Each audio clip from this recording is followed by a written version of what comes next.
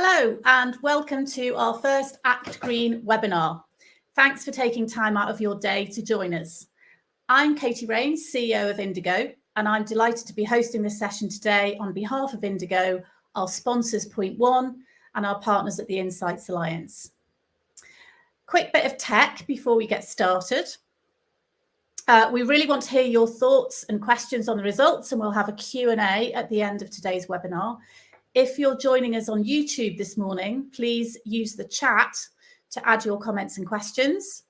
If you're on Facebook, in order to access better auto-generated live captions, you can add comments and questions in as well.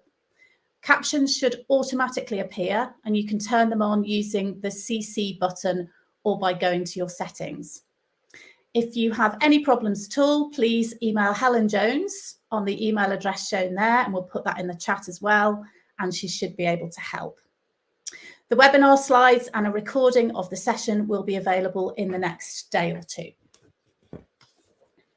So as you may be aware, we at Indigo have been busy for the last couple of years trying to get our heads around what audiences, past, present and future, have been thinking and how that affects us in the arts, culture and entertainment industries.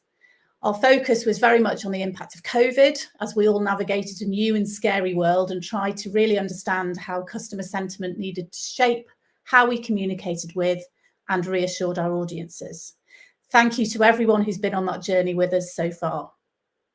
So when Point One approached us with the idea that they'd like us to do something around audiences and the climate emergency, at first, we thought this was too big a subject to tackle and we felt quite daunted by it, especially because we're not environmental specialists ourselves. But having talked to many who are already doing such excellent work in this area, the Theatre Green Book, Julie's Bicycle, Arts Council England, we realised that many of the challenges have a lot of similarities with how we felt about the COVID challenge at the start of that. Firstly, we all recognise it as an emergency that needs a response right now. It can't wait. Secondly, it can appear scary and overwhelming, but by working together, we can start to break it down into manageable chunks. And thirdly, we have to include our audiences in the conversation and be tuned into their sentiment if we're going to have any chance of effecting meaningful change. So today, we're going to share the results of our first Act Green audience survey with you. A few thank yous before we get started. Thank you to Point One for sponsoring the research, building on our previous piece of work we did with them on food and beverage during the pandemic and enabling the research to be free for the sector. We're also grateful to our Insights Alliance colleagues, Baker Richards and One Further, who we delivered our COVID research with and who've been a sounding board for us throughout this process. So on to today's speakers. To present the results from the Act Green survey, I am joined by my colleague Flo Carr from Indigo. And I'm also delighted to introduce some guest speakers today who will be sharing their thoughts on sustainability in cultural organisations. We're joined by Vicky Daniels from Julie's Bicycle, Caroline Aston from Chichester Festival Theatre, Debbie Bell from Home in Manchester, and Katie Haines from Artsadmin. So without further ado, I'm going to first hand over to Flo to present the results from Act Green. Thank you. Hello, everyone. So very nice to be here and not see you all, but I can see that there are 95 of you watching, so that's brilliant. So I'm going to start off with a quick overview of the survey. We collected responses for a 3-week period in May this year. We had 58 participating cultural organisations who sent out the survey to their mailing lists or a segment of their mailing lists. They were able to see their results in real time while contributing to the benchmark data that I'm going to present to you today. The majority of organisations who took part were located in England, but we also had organisations in Northern Ireland, Scotland and Wales. And overall, we received nearly 12,000 complete responses from audience members. Looking a little more at the respondent profile then and their attendance at cultural events. They did skew slightly older than the general population, with 58% aged 55 or more and just 10% in the under 35 bracket. However, we do think this is a fairly representative sample of cultural audiences generally, which tend to skew a little bit older than the general population. And this sample who responded to Act Green is certainly a little bit younger than some of the respondents to our COVID research, who tended to be a little bit older. Respondents were 64% female, 33% male, 1% non-binary, 1% other. And in terms of their cultural attendance, they were very frequent attenders. Nearly half of them go to something at least once a month. We also asked them to tell us which art form they attended most regularly to get a sense of kind of where they fit in the cultural ecosystem. And we had a really wide range, as you'll see from this next slide. So this was the question we asked them: which art form do you go to most regularly? Musical theatre, drama, and film came out pretty popularly, as well as exhibitions and music. So overall, we have a pretty varied set of respondents with representative samples in all the different segments we wanted to look at and present to you today. So for example, we've been able to compare responses from that under 35 group with the over 55s, and that's been a key point, which I'll come on to in a little bit. The first section of the survey was about getting a sense of where cultural audiences stand on the climate emergency. So how concerned are they? What changes have they made to their lifestyle? If they're not concerned, why not? We designed these questions to enable us to compare the responses with data from an ONS survey of the general population to give us a sense of how cultural audiences differed. This was the data on public attitudes to the environment and the impact of climate change, which was run in November 2021, so nice recent data to compare with. And throughout the next few slides, I've added in the general population data where possible for comparison. The first question we asked them was, how worried or unworried are you about the impact of climate change? And the vast majority of cultural attenders said that they were somewhat worried or very worried.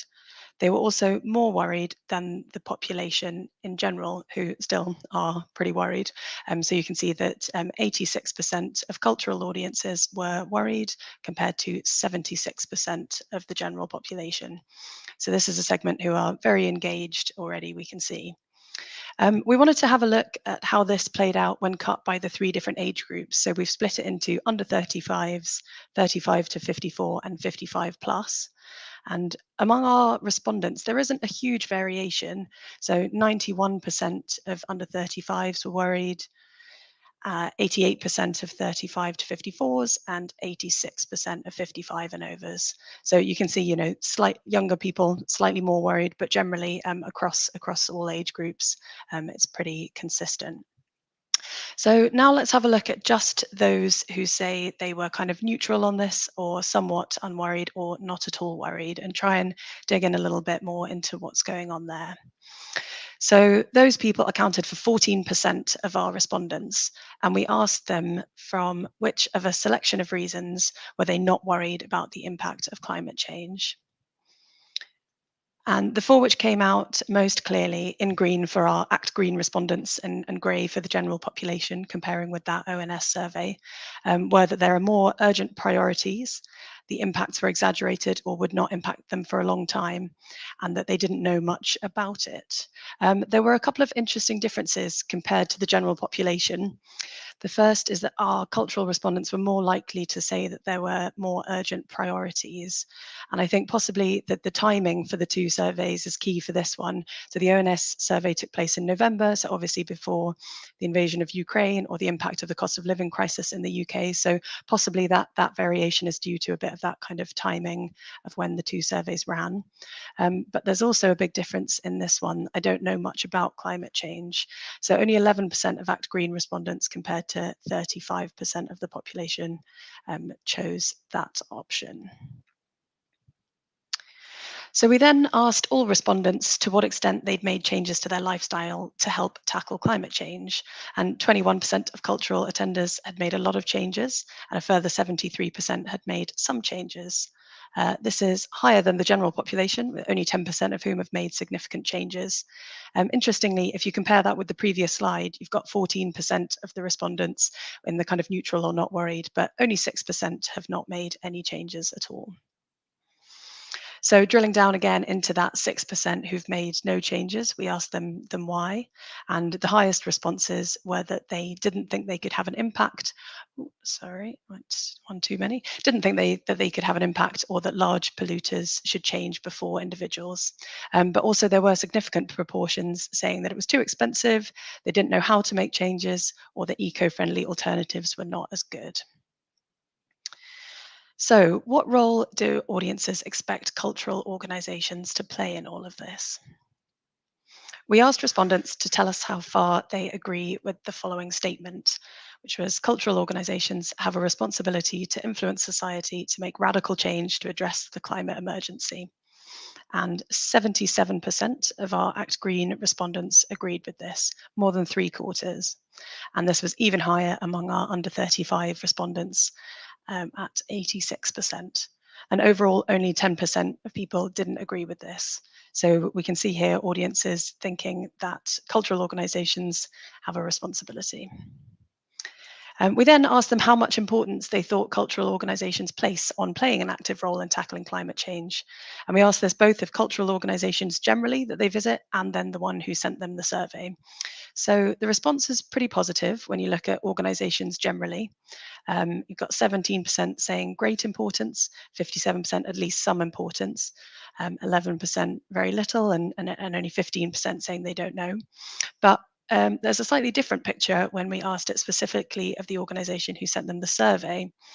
So there are a few more advocates in the kind of 20% saying great importance, but there's also significantly a higher proportion who say they don't know, 25%.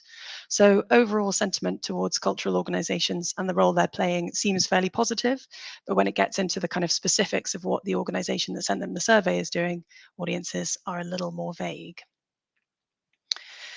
Section 3 was about getting into the specifics of what audiences expected organisations to be doing, how they should be playing their part. And we structured this section along the 3 pillars of the Theatre Green Book, which is an initiative that I'm sure many of you are aware of, which was set up by the sector with support from sustainability experts to help cultural organisations change their practice and become more sustainable. So those 3 pillars are, or 3 volumes, are sustainable productions, sustainable buildings, and sustainable operations. So in each area, we gave audiences a number of options and asked which ones they would expect organisations to do. And to reiterate what Katie was saying earlier, this wasn't about using the responses to necessarily change your policy or what you do in terms of the kind of practicalities, but rather to figure out which ones were more important to audiences and therefore what you could kind of do with this information, how you kind of hype up your communications in certain areas. But Katie's going to come on to more of that shortly. So volume 1, sustainable productions. The 2 options which came out most strongly were about recycling and reuse of set materials. Audiences were clearly very aware of the level of waste there can be after a production. And 2/3 also expected any funding to be sought from ethical sources. In each area, there were also some significant differences among responses from under 35s, who generally kind of overall expected more from organisations, but there were some slightly different ideas to the older respondents. So we're drilling down a little deeper into their responses on each of these slides. So on sustainable productions, they were more keen on ethical funding and wanted to see organisations tackling climate change through their creative output. So either kind of on the stage or by running specific programs, festivals, or events. On to volume 2, sustainable buildings. The 2 which came out more clearly were ensuring buildings were as energy efficient as possible and reducing and recycling waste. So more than 90% of people expected this in both cases. Looking at under 35s again, they were more likely to expect organisations to be supporting biodiversity and more likely to expect them to only use energy from renewable sources. And finally, volume 3 and sustainable operations. Generally in this area, expectations from audiences were highest, perhaps unsurprisingly, as this is the kind of public facing bit that audiences are therefore more aware of. The majority wanted to see organisations avoiding disposable packaging, minimising food waste, and buying food and drink from local suppliers. They also expect digital tickets and digital receipts. The under 35s had higher expectations about the availability of plant-based options, website sustainability, and having access to sustainability policies. So we know what audiences expect from organisations, but what part are they willing to play when they visit a cultural organisation? Again, we asked respondents how likely they would be to make use of or get involved in a series of initiatives if offered by a cultural organisation. So they were able to select either not very likely, neither likely or unlikely, or quite likely. And I'm showing you here just the percentage of respondents who said quite likely to each option. So nearly 3/4 were open to suggestions of more sustainable food options. 65% said they would use public transport rather than drive to access a reduced ticket price. And even down the lower end, significant proportions are willing to get involved in things. So you've got 1 in 4 audience members saying they would carbon offset their journey, while 20% of audiences saying they would be quite likely to sign up as a green volunteer. And I think that's amazing. If we put that into context of how many people responded to this survey, that's 2,000 of those saying that they would sign up as a green volunteer. You know, if even a very small proportion of those did actually sign up, that could be transformative to a volunteering scheme. And overall, under 35s were more likely to be open to all of these options. Their responses were higher. There were, as you can imagine, some significant differences in responses to the travel-related questions from those who answered the survey from organisations based in urban or rural locations. So rural audiences are much less likely to be prepared to use public transport, but they are more likely to be open to a car-sharing scheme, and about the same proportion were willing to pay to carbon offset their journey. So clearly, just a reminder there that some schemes will work for some organisations and others won't.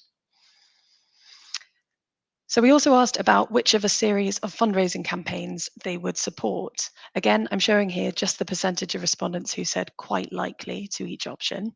The most popular was site redevelopment to improve biodiversity, 52% saying they'd be quite likely to support a project which would enable this.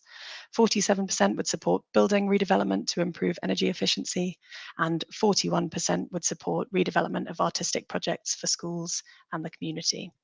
And around a third would support the development of climate-related artistic projects for the main programme.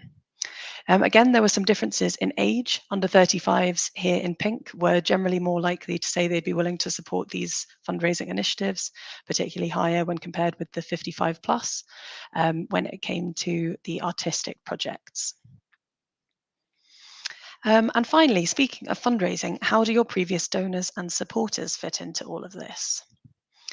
In the Act Green respondents, we had 62% of people saying that they had ever made a donation to a cultural organisation, and 42% were regular supporters of an organisation, i.e. through a membership scheme. And we know that these people can often be the ones with the loudest voices when it comes to how an arts organisation is run, and we're concerned that supporters who do tend to be a little bit older may be more sceptical about sustainability.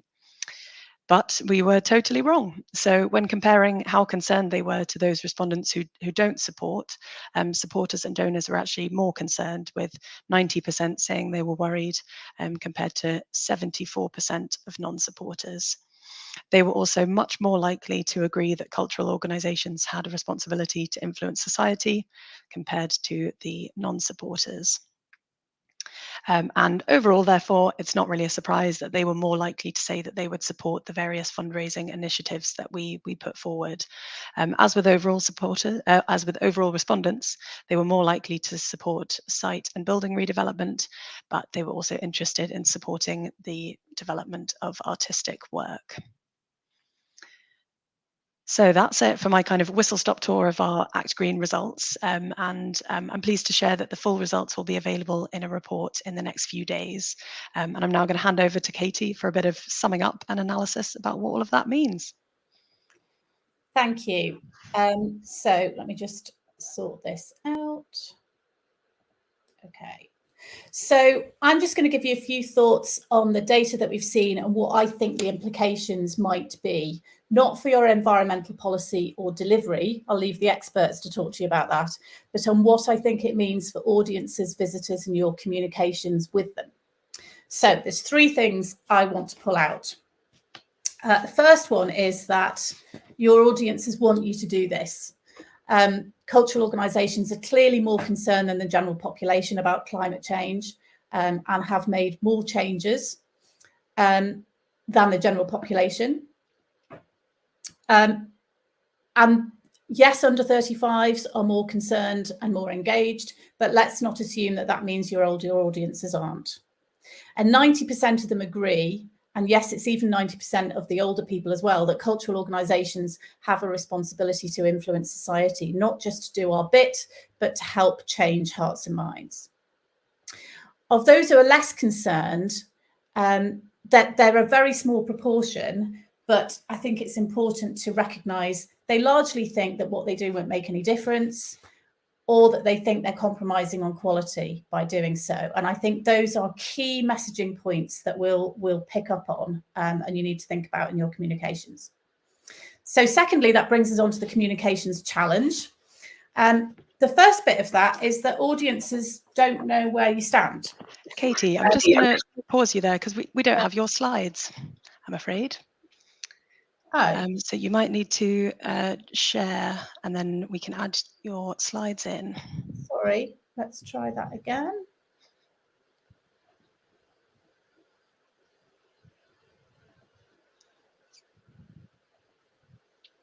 Is that brilliant? Working? Yeah, that's great. I'll leave you. Okay, thank you. Sorry about that. They were lovely slides. Anyway, so audiences don't know where you stand. 25% of those questioned about your commitment to climate change, when asked about the individual organisation, said, I don't know. So that's a quarter of your core audience, very engaged core audience, who don't have a clue what you're doing. So could it be that you're not telling them what you're doing? Well, we've been a bit sneaky and looked at the homepages of each of the 100 organisations that took part in Act Green. And guess how many of you mentioned anything to do with environmental sustainability on the homepage? 5. 5 out of 100, which means that 95% of you didn't. So, and then I think, apart from that, the real challenge for you, I think, is that there's just so much to talk about. And if you suddenly start telling audiences all the amazing things you're doing or planning to do, you'd risk overwhelming them. And we know what happens when we over communicate. It just becomes white noise and people tune out.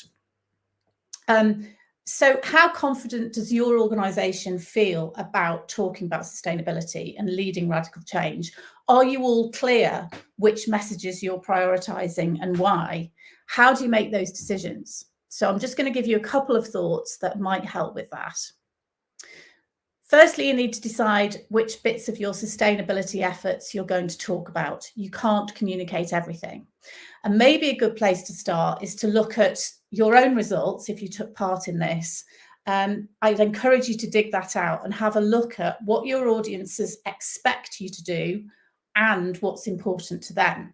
So, for example, if we look at this slide on sustainable productions, imagine these are the results for your organisation. You can see that there are 3 things that are expected and more important to audiences. And it's much easier to have 3 clear messages to focus on than lots and lots of lists. So I'd encourage you to go back to that for each of the areas that Flo presented earlier. They're all in the report. And if you have your own results, look at those: sustainable buildings, sustainable productions, buildings and operations. Second thing on communications, about what you're going to talk about, think about developing or choosing one project that becomes your hero project, something that you want your organisation to be known for, that potentially you can galvanise fundraising and volunteer support around, as well as probably lots of media coverage. It's interesting that, for example, that when we asked the question in the survey, biodiversity projects came out top in terms of what people would support in fundraising. So maybe that gives us some clues. I don't know about you, but I've read all the stuff that major supermarkets, for example, put out and claim to be doing about sustainability, bags for life and God knows what. And I don't think I could tell you the difference between them. So finding something that is unique to your organisation and chimes with the values of your staff and your local community could help you stand out and be top of mind when it comes to championing sustainability. Second thing to think about on communications is where is the most appropriate place to talk about this particular aspect of sustainability? Where would audiences be most receptive to these messages? So if we look at a similar slide to the one we just looked at previously, but for operations, for example, our three main contenders for messaging, two are around the catering offer and one is around ticketing. So clearly the food and drink outlets and kiosks, the areas of your website that talk about food and drink are the place to put these messages, and the customer purchase path or confirmation of tickets might be better for the digital tickets piece. You also need to think about these messages not getting in the way of what customers are trying to do. You need to think about when the customer would most welcome these messages, either to help them be better informed to make a more sustainable choice, or to understand more about what you do and how it aligns with their values. For the particular message that you're putting out, when is the customer going to thank you for providing that message? And when are you just going to irritate them with it? And then thirdly, how are you going to talk about it? As we found with COVID, there are some people who just need a quick visual reminder of reassurance about something, and others that will want a lot more detail. And it's important that even though our audiences are supportive and want us to be doing this, it can't get in the way of the experience they want to have. It needs to enhance their visit, their feeling of shared values, and ultimately make them proud to be associated with you. So the things to think about are detail. What level of detail do you need to communicate? Is it a quick reminder of something you're doing to, say, cut energy costs? That could be a quick sticker on a hand dryer when they go to the loo on the back of the toilet door. Or is it something that needs a lot more detailed explanations, such as the sustainable production process that would otherwise be hidden to them, perhaps through an article, a podcast, or a video with the director? And then there's the language that you use, thinking particularly about the small group of waverers that we had. They want reassurances. So can we quantify the difference that it's made? So they don't think that them making a difference individually, that them making a change makes much of a difference. So could you quantify that? You know, if all of our audiences did X, the result would be Y. Can we use positive language to emphasize the enhanced quality of sustainable choices rather than suggesting that they somehow need to compromise on quality or enjoyment? I've got a little example from the survey, actually, which might give us some clues on this.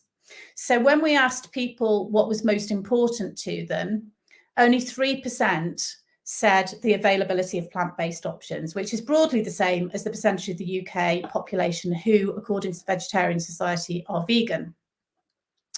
But when we said, what would you be most likely to get involved in or use, the top one was being open to suggestions of more sustainable food choices at the venue, which probably means more plant-based options. So the language we choose to use will make a big difference on how we align our values with those of our customers and how we're likely to see changes in their behaviour.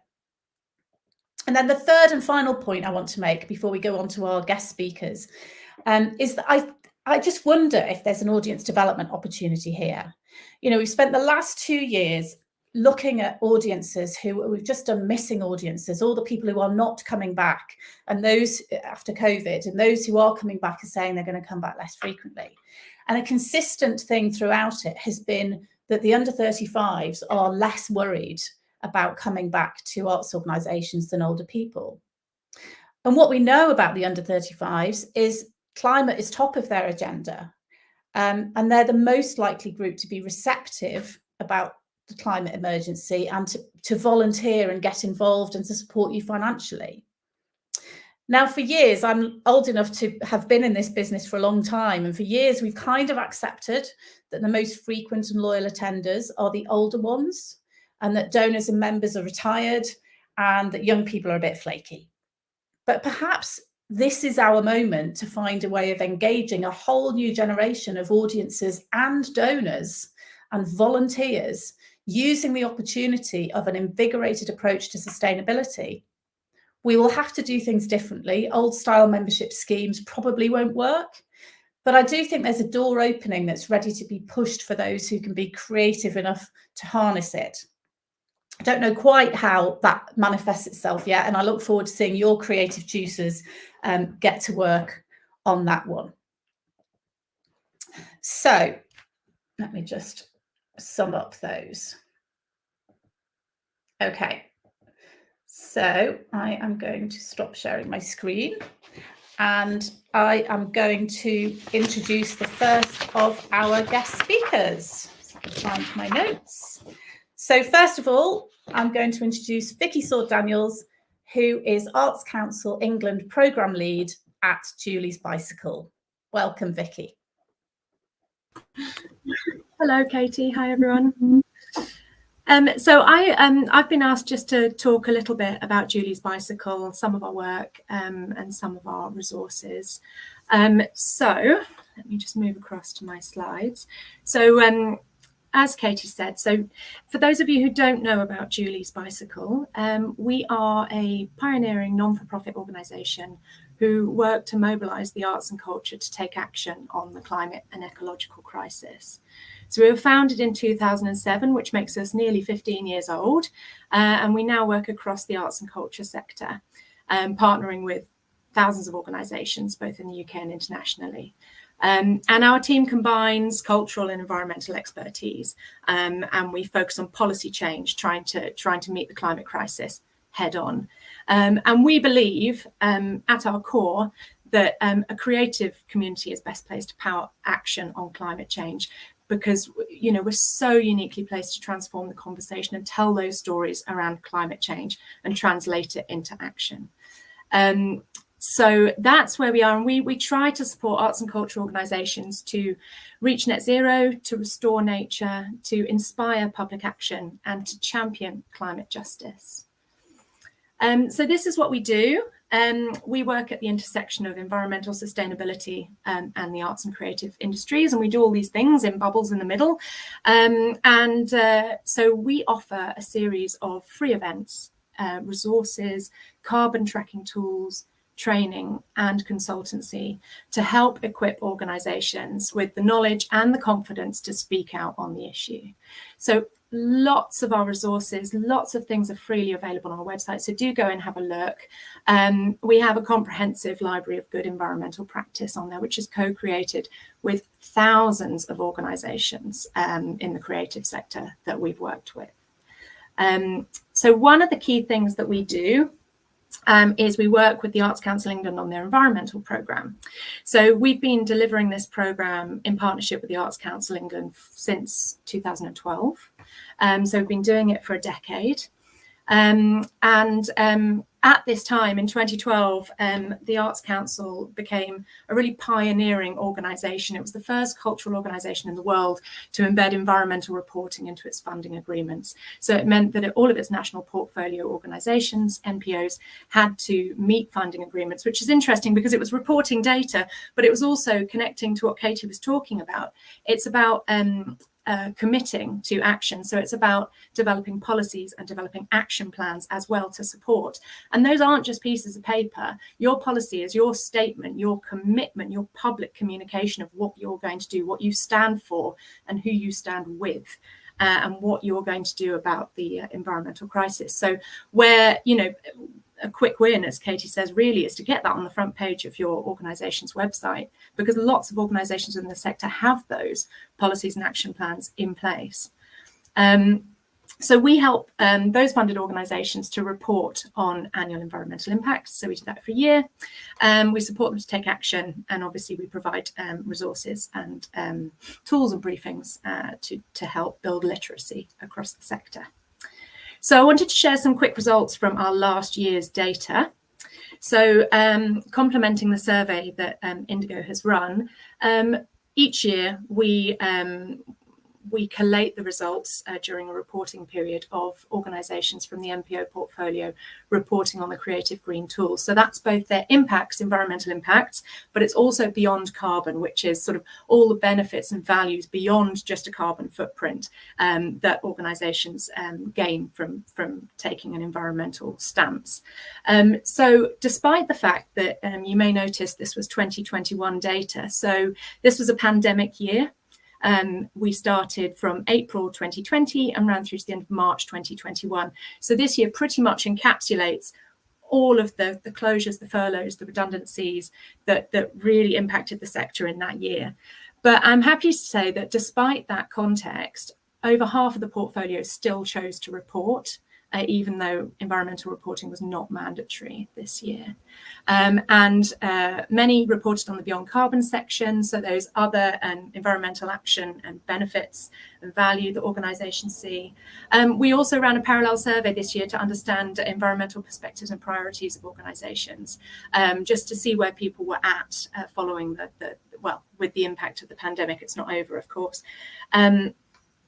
Which was really interesting, and I'll share some of the findings of that. And we co-developed case studies with organisations, and we did some follow-up interviews as well to understand some of the impacts. And you can see the data on the right-hand side. Obviously, you can see there's a huge reduction in energy use during the pandemic year, which is kind of no surprise, really, given that lots of organisations were shut and we've moved to hybrid working. However, we do hope to see this year that some of those changes have become more embedded. So we will see. We're currently in a reporting period right now. This is the report that we collated, so I encourage you to go and have a look at some of the findings. I just wanted to share some of those with you. So despite the fact that many believed that the pandemic would kind of put climate action on hold, you can see here that 85% of organisations reported making the same or increased progress towards environmental commitments compared to the previous year. So that's huge. In a year where we've got furloughs, we've got closures, we've got real funding impacts on the sector, there is still a huge commitment here to the environmental agenda. And 96% reported that environmental commitments made during lockdown were underway, so they've managed to get them off the ground. And we saw lots of collaboration across the sector and outside the sector as organisations took action on climate change. We saw new curated work on environmental themes. We saw an increase in responsibility from management, senior management level on environmental action. And we saw some tangible actions in energy efficiency, installing energy efficient lighting. Importantly, we also saw governance support. So we saw 55% of organisations recognising environmental responsibility within job roles. And 88%, including environmental sustainability and core business planning. So as Katie says, you know, these are the messages that we need to get out to audiences to show the commitment of the sector, which is there and is driving forward despite the pandemic.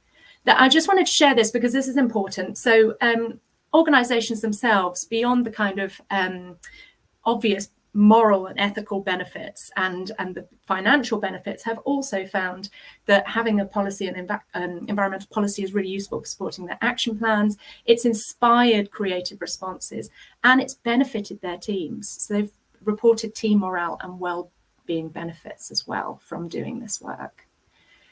So really the key findings are that the sector remains engaged and committed. We've really had a year of focus on strategy and planning, so we hope that to come to fruition over the next year. And we've seen a really successful switch over to the digital landscape. So a really optimistic picture for the future. And I thought I'd just share this with you as an example. So it's our priority as artists to push for change and climate action through art commissions and projects and within communities around growing and the natural environment. It's imperative that we make a difference. So we've got a series of quotes from the sector demonstrating their commitment. Now, I'll share these slides so you can have these links later. I just wanted to signpost to our tools, our programme and some of our resources. And topically, you can see we've just produced a briefing on food culture, the impacts of what we consume. So that will be potentially interesting to some of you, a new report on net zero and a new guide on creative climate justice. You cannot reach net zero, you cannot tackle climate change without addressing justice. So those are key reads for any of you interested. And as well, just to signpost, we've got some upcoming webinars that you can get involved in, one on climate finance. We've got a peer sharing discussion on climate action and operational systems. And we've got an energy briefing upcoming and a huge event in October about creative climate leadership. So I will leave it there. Thank you very much. Wow, thank you so much, Vicky. There is so much there to read and pick up on. I'm sure people will have questions as well for you. So please put your questions in the comments for Vicky and we will pick up on some of those at the end. Now we're going to hear from a couple of organisations who are doing some amazing work in this area. First of all, I want to introduce Debbie Bell, who's the Building and Environmental Manager from Home in Manchester, who's going to tell us a bit about what they've been doing. Thanks, Debbie. Thank you.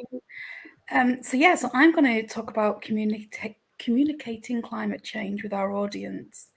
So our spheres of influence, who are they?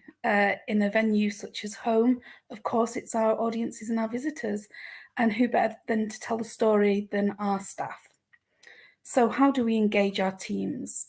So we're pledged to train all new starters at Home within 6 months in carbon literacy. This gives them an understanding of environmental impacts and how the organisation and individuals can make a difference. We also include it in our job descriptions, and we also include environmental induction on day one. So the communications, we embed sustainability across our communication schedules, including weekly sustainability social media posts, monthly green programming features, and dedicated pages on Home's website. And what I've put in here is our Keep Cup. This was a sustainable campaign back when we went to no single use back in 2020, just before the pandemic. And our catering franchise got on board with this and bought some Keep Cups for us to be able to wash and reuse for our audiences in our theatre and in our cinemas, so that we weren't throwing away. So going back a little bit, just before the pandemic, in June 2019, we celebrated 10 years of creative sustainability at Home. So for anybody that doesn't know, we merged Corner House and Library Theatre and became Home and opened in 2015. So we've been on this journey actually now for almost 13 years. We did some games online where we did higher and lower on different carbon energy ideas. And our beekeepers actually did a tour of the building, and we did this all online. The tour included our rooftop hives. So we talked earlier about biodiversity. This was Home's team's ambition when we moved in the building was to have 2 beehives. We have 4 internal apiarists. We raised the money as sponsorship as individuals, and Home matched that. And we have 2 thriving beehives. And there is actually a live bee cam on our website for our audiences and everybody to be involved in. So this is the messaging that we're continuously giving out to our audiences. Through our green programming, so we have a fantastic film team who's continually looking for worldwide green programming films to be able to show for us. We have some internal organisational collaborations with Future 2020 Young People's Collective Last Place on Earth and Honeyland the film. So we do it through our programming.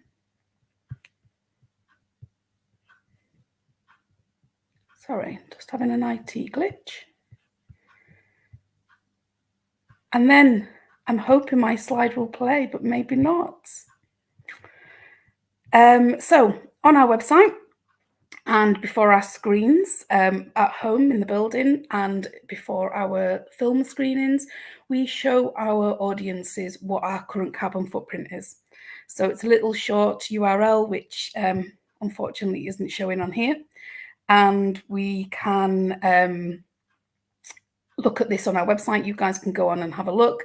So what we took a pie chart of what Home's carbon footprint was back in 2019-20. And actually, it's not the energy in a 6,200 square metre building, it's actually the audience, which is our highest carbon footprint. So we've taken them on the journey with us to ask them how they can help us to reduce the carbon footprint by asking them to make more sustainable choices of how they travel to home. So yeah, you can go on her home's website and watch that. And that is the end of my communications. Thanks, Debbie. I love the beehives. It's just great. And in Manchester too, it's perfect. Really, really good. I love it. Thank you so much. I'm definitely going to go and check that out on the website. So I think Tori's put the link in the comments. So that's great. Thank you. So next up, we have Caroline Aston, who is Audience Insight Manager at Chichester Festival Theatre. Hi, Caroline. Hello, hi. Nice to see everyone here, and really interesting hearing the findings from that report. And what I'm going to be talking about links in really well to what Debbie just touched on at the end of her piece there, is last May we started asking our audiences to consider offsetting their journey to the theatre, after calculating, like Debbie, that around 90% of our carbon footprint is down to audience travel. We can't stop them travelling. We can and we do try and suggest that they use more environmentally forms of transport. But when public transport is somewhat lacking, and many of our audiences live in a rural area, considering changing habits can be quite difficult. But addressing this huge portion of our carbon footprint is a priority for us, and we wanted to ensure that we brought our audiences along with us and asked them to take some responsibility for offsetting their journey. So how do you get audiences interested? Well, you can start by planting trees. Trees are tangible. People feel that they've done something useful and they can almost visualize themselves planting a tree. But a tree won't have a significant impact for 20 to 30 years. So it was really important that we included offsetting as the main thing. That is, investing in a project that would have a more immediate impact with added trees as a bonus. And we started looking for companies to work with. After a lot of research, we partnered with Bristol-based social enterprise Ecology.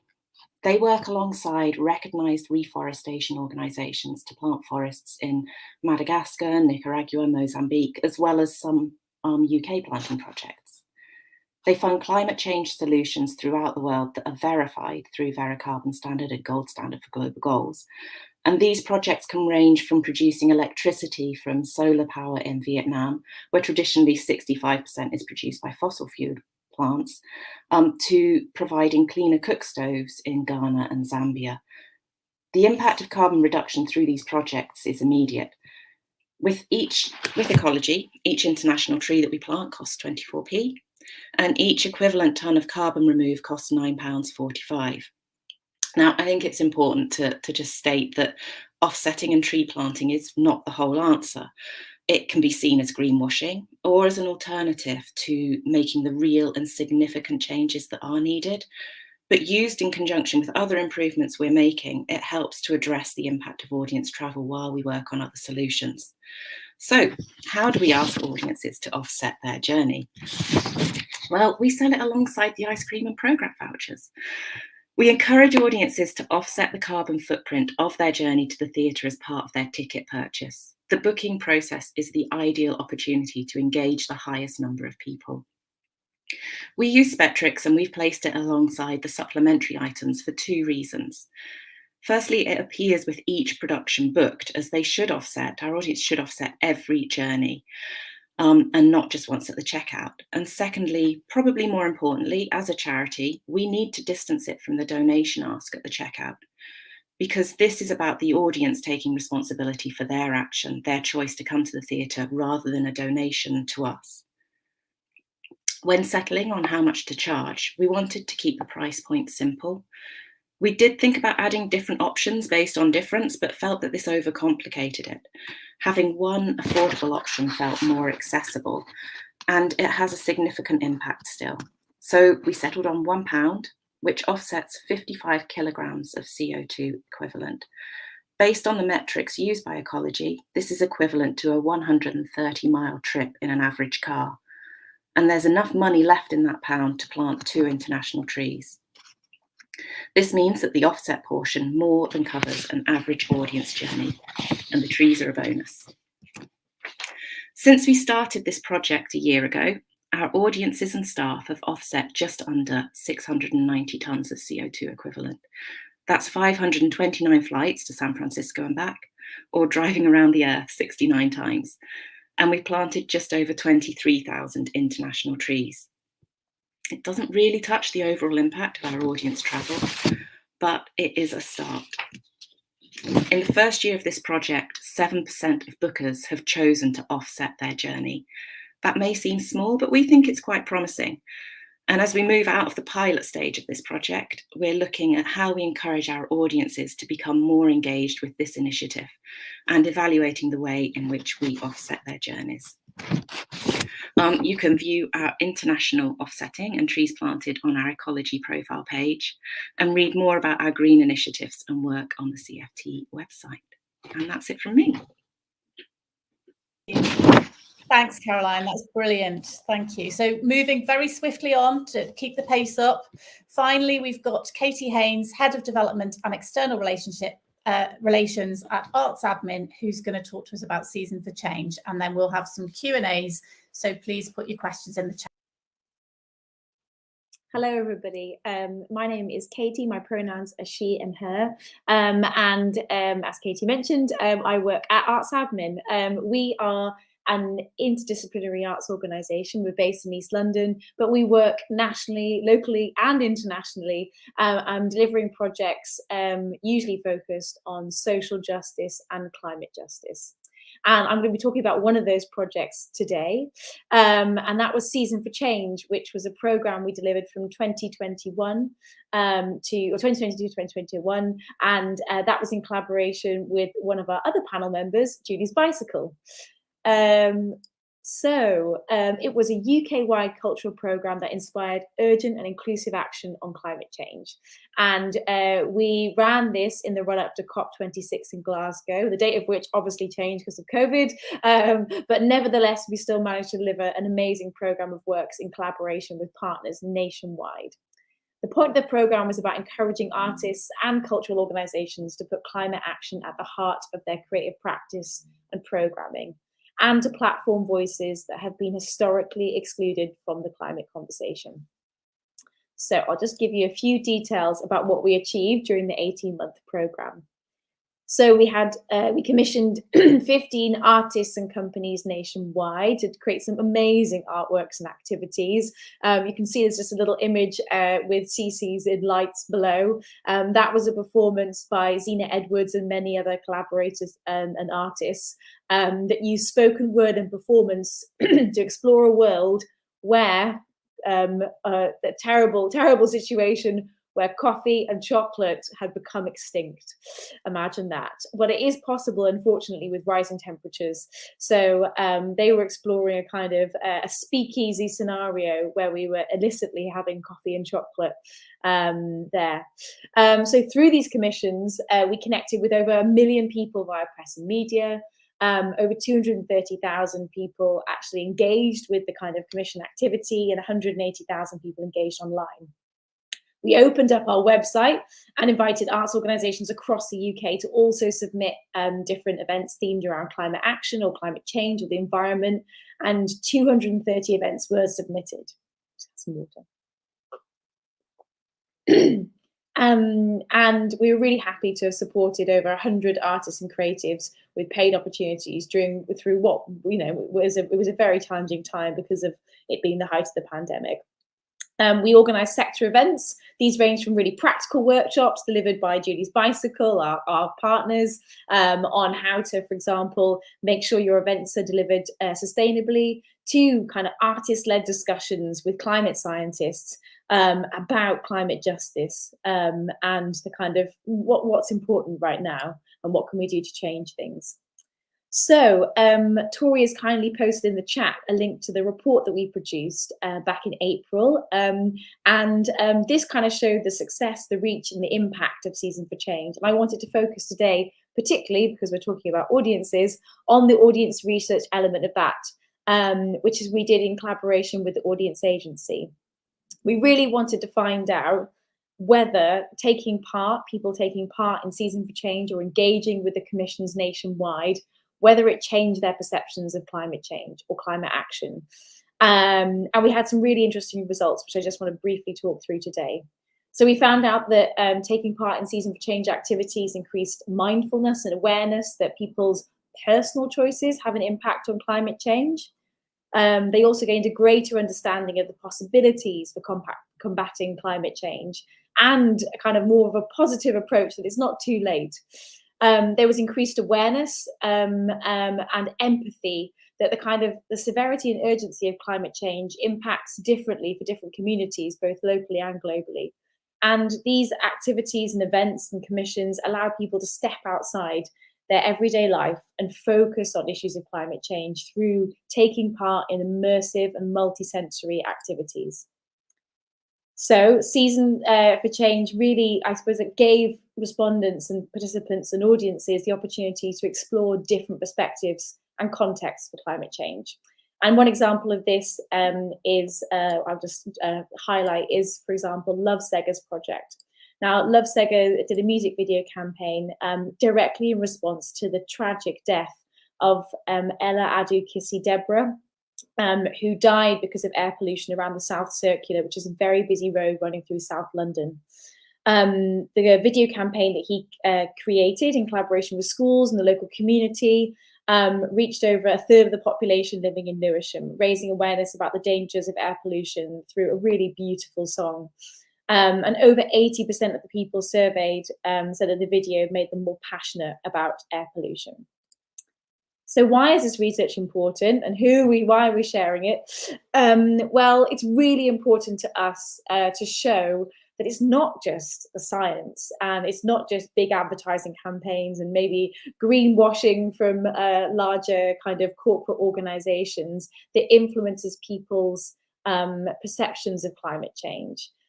Season for Change showed to partners, to funders, etc., that exploring issues of climate change through the arts is a really effective way of engaging people in these kind of quite challenging, often, conversations around the climate emergency. It also gives hope as well, that there's a way out.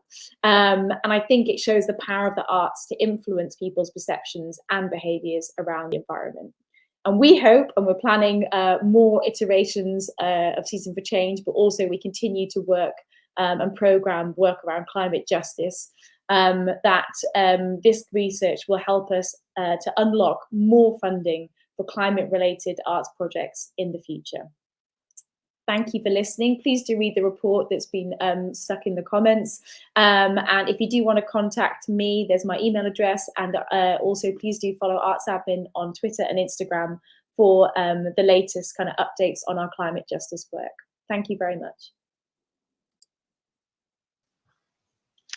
Thank you very much to all of those brilliant speakers. That was fantastic. Now, I just want to show that the slides and recording will be available afterwards, and we've got a full report coming soon. We at Indigo are always very keen to hear from you, to hear what kind of research you would like from us next. So if you want to get in touch with me, please do here. And I'm now going to welcome the speakers back on for a bit of Q&A, which we hopefully have just a couple of minutes for. So I will stop sharing that and hope that the others will join me. So I'm going to kick off with a very practical question for Caroline, which is this one from Ruth Puckering, who asks you, how do you manage the financial exchange with Ecology? Do you make it as a donation? Do they invoice as a supplier? Would you be able to talk about that quickly? Yes, it's not a donation because Ecology are not a charity, they're a social enterprise. And we just, at the end of a show, we work out how much people have offset and we go and purchase it with the credit card. There's nothing more complicated to it than that. Ecology do have an API which does link in with some e-commerce platforms, so the transaction happens instantly at the same time as the purchase, but that doesn't work with Spectrix. But it is something we're looking to maybe explore in the future. Thank you very much. I have a question, if we don't have any others in the chat at the moment, for, I guess, the three of you working in organisations. We know that everyone working at arts organisations is very busy, staff reductions because of COVID, and I'm interested in how organisations get staff to champion sustainability initiatives. So, for example, Caroline, I know that you're a kind of a green champion, and Debbie, I imagine you get lots of your staff involved. Would either of you be able to just talk to us a little bit about how you do that? Yeah, sure. So yeah, I'd hope that every job advert that goes out for home does have environmental sustainability written in the role, and it is definitely something that we include on induction on day one, which is a 50-page induction on our Breathe system, which tells you everything that home's doing sustainably, and then carbon literacy. And Home is the first cultural arts organisation in the world to have all our staff trained in carbon literacy. And it's definitely stopped the conversations at the end of my desk, which would be the normal worst horror story of health and safety as health and safety officer, to now being stories of environmental sustainability. And I think in the arts, we're really lucky that everyone has a passion. We maybe might not show the same show as the Royal Exchange down the road, but we all know that environmental sustainability is something we have in common. So whether there's a box at the end of the desk for all our toothpastes because the chemist down the road's collecting them, or whether it's something more important that as a collective we don't want to order from Amazon anymore, our organisation thrives in commitment to it. And I would say it's from it being a job description and it being involved through training from day one. Thank you very much. I'm just going to pull up one more question from Elizabeth Jones. Now, I'm not going to even try to answer this, which is about sustainable websites, but I am going to point you towards Supercool, who are a really brilliant organization of web developers, and they do lots on sustainable websites. So I'll make sure we include a link to that in our report. But I'm afraid we are at 11, so I'm just going to hand over to Katie to finish us off, if that's okay. Thank you. So that just leaves me to say a big thank you to you for joining us today.